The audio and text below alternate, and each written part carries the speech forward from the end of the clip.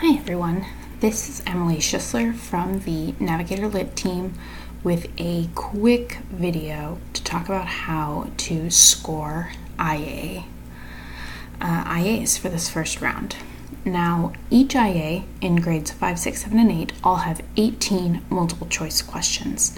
Students can use a Scantron that you download from Illuminate, or you can use your own method for the Scantron for those 18 questions. There are, in addition, as you already know, 2 open-ended response questions, so that sort of shorter paragraph to paragraph plus answer that we're looking for from students. For the purpose of this IA, you will use the same rubric that you use on daily exit tickets to score that student writing.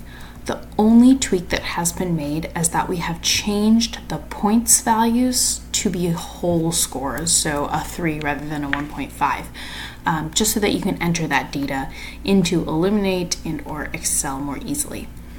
If you are a network who is not using Illuminate to collect and share data, you are going to receive from us a literal Excel spreadsheet.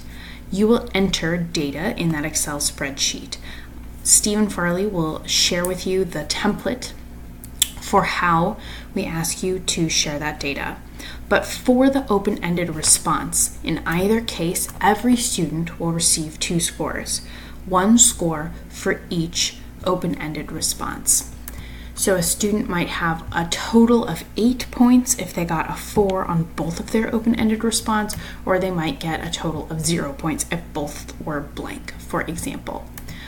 As we get closer to the day of the testing, as we get to actual day of testing, our team will be making some real scoring guides with real student work to say, this is what an advanced paper looks like, a proficient one, an approaching proficient, weak, little success. And we'll provide you with some additional tools that you can use in your network to norm on and score those responses.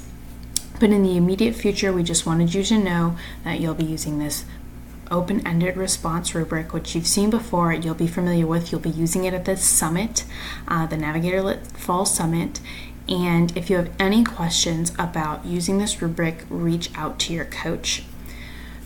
Quick recap on the IAs. There are 18 multiple choice questions per grade level. There are 2 open-ended responses. Each open-ended response gets scored on this same scale that we use for daily exit tickets. Only change is that there are whole numbers instead of those half numbers. I guess a math person might call those decimals. I am not a math person. Okay, if you have any questions, let us know. We look forward to seeing your student writing. Thanks.